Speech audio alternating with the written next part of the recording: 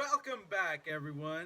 We are here with a new class, and as you already know, we're going to be reviewing what we have seen during the past weeks. We are almost done with school, and I'm focusing on reviewing lots of things. That way, I can refresh your memory and you can recall everything that we have seen during these past weeks. We had lots of fun doing I Can and I Can't last class, but today we're going to focus on something a little bit different that we have already seen. Remember, guys, we are still having this contingency and we need to stay at home, being safe. So remember to follow the guidelines and stay with your loved ones. Okay, guys, and finally, as you know, at the end of this video, we're gonna be working on a project as usual. I know you love them. And you will need a piece of paper, a color, and your imagination, guys. Okay, so let's begin with today's class. I hope that you enjoy it. And let's go straight to my PowerPoint presentation. Follow me, everyone. Okay, guys, as you remember, we have been talking about different things, but today we're going to be focusing on the animal habitats. If you recall, animal habitats are where animals live. So we have different types of habitats, and each habitat contains different animals. So we're going to name each of them and we're going to be explaining and describing each of them too. So let's begin and let's start with the desert. Okay, we live in a desert, so we can see lots of this environments near our city because we are placed in the desert. So, in the desert, we can see animals like snakes or lizards or even sometimes spiders because they live underground or they dig their houses in the sand. So, right here we have the desert. Now, one of my favorite ones is the domestic. Domestic animals are like cats, dogs, little rabbits. Maybe you have a domestic animal in your house. If you do, tell me which one do you have? Very good. Okay, guys, now we're going to move to the next one, which is the farm. In the farm, we have different kinds of animals which later serve as food. But for this case, we have a habitat for cows, chicken, maybe some pigs. So, those are the kinds of animals we can find in the farm. Moving on to the next row, we have the forest. In the forest, we can find hundreds of different animals. Right here in the forest, we can see that we have lots of trees. That makes it safe for animals to live there because they get shelter from the sun or predators. So the forest gives life to lots of different animals. So, can you name me some animals that live in the forest? Excellent job. We can see monkeys or sometimes different kinds of animals. For example, in the forest, we can also find different snakes, or we can also find different kinds of bears who live in the forest. Now we're going to move on to the next one, which is the ocean. The ocean is my favorite habitat from all of them. In the ocean, we can find different kinds of animals. And if you recall, there is this special movie that I like very much, which is called Finding Nemo. Yes, Finding Nemo takes place in the ocean, and we can see all the different animals who live in the ocean. For example, the clownfish, which is the orange fish, or we have sharks or whales. We have turtles. There's a lot of different animals in the ocean. Can you name me some? Perfect job, guys. Excellent. Now we're going to move to the next habitat, which is the polar. In the polar, we have a very cold scenario. Everything is very cold, and not lots of animals get to live there. But we have some very special kind of animals who live there, like the polar bears and the penguins. Yes, we do not have lots of animals here, but the ones that do live here, they are very happy to be in the cold. Now we're going to move to the next one, which is the savanna. In the savanna, we can find different kinds of wild animals. For example, we can find some lions or some elephants, and in some cases, we can also find some cheetahs. This reminds me of one of my favorite movies, The Lion King, where we can find lots of animals living right here. The next one is the tropical rainforest. In the tropical rainforest, we have hundreds of animals. Right here, we have life in all its forms. We have lots of plants, lots of insects, and lots of different animals. One of my favorite kind of animals who live in the tropical rainforest are the spider monkeys because they get to climb all the trees and move around. But in the tropical rainforest, we have some dangerous animals too, like the cheetahs or the panthers. So we need to be careful in the tropical rainforest because we can find any kind of animal. What kind of animal do you know that lives in the tropical rainforest? Excellent job. Moving on, we have the wetlands. And in the wetlands, we have some very curious animals. For example, the crocodiles, they live in the wetlands. That's where they get all their food. We have also some special kind of serpents who like to swim in this kind of water. Okay, guys, so these are the animal habitats. We have 9 different ones.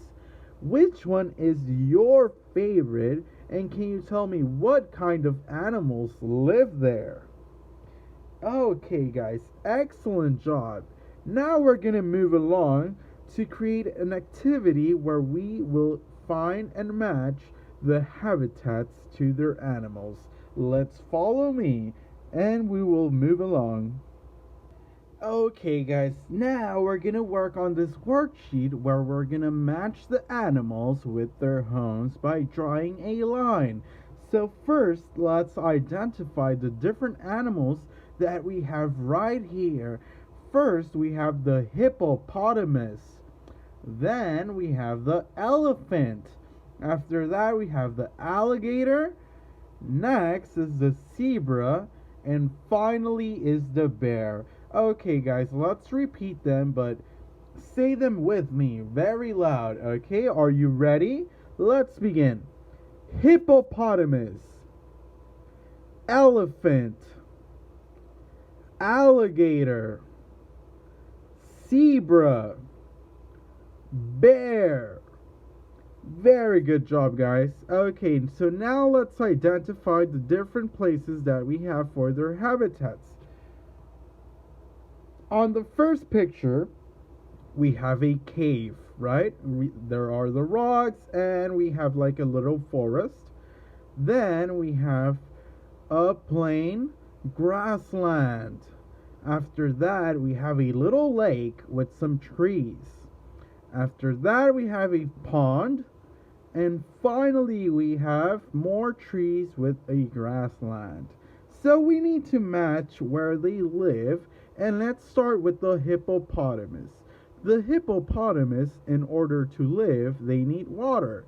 That means that the hippo lives right here where we have the lake. Very good job, guys.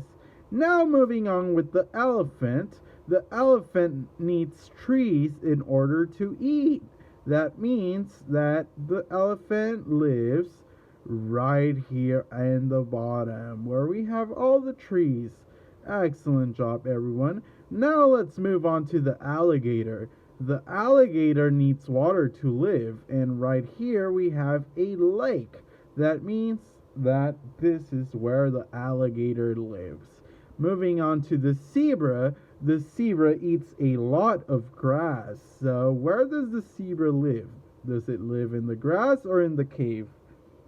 That is correct, everyone. He lives in the grass, so we're going to put it right there. And finally, we have the bear.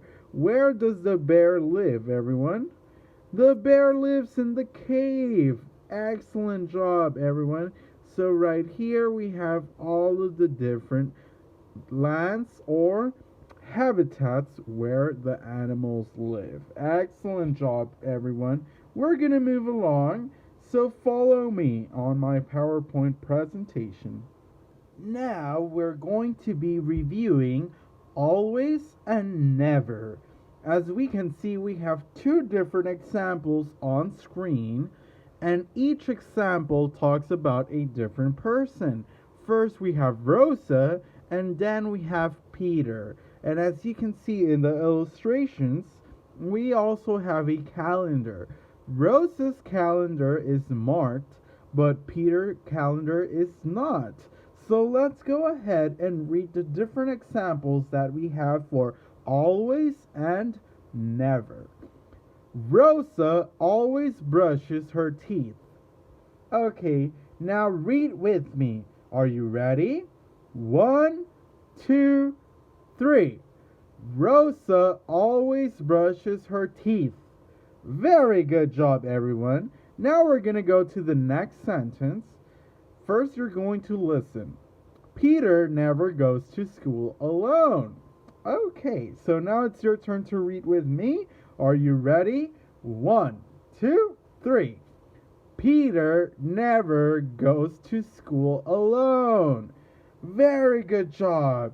Now, I want you to raise your hand if you always brush your teeth every day. Excellent job. Perfect. Now, as we can see, Peter never goes to school alone. Do you go to school alone? That's right. We never go to school alone. We always go with our parents, right? Okay, guys, so remember that always and never are opposites.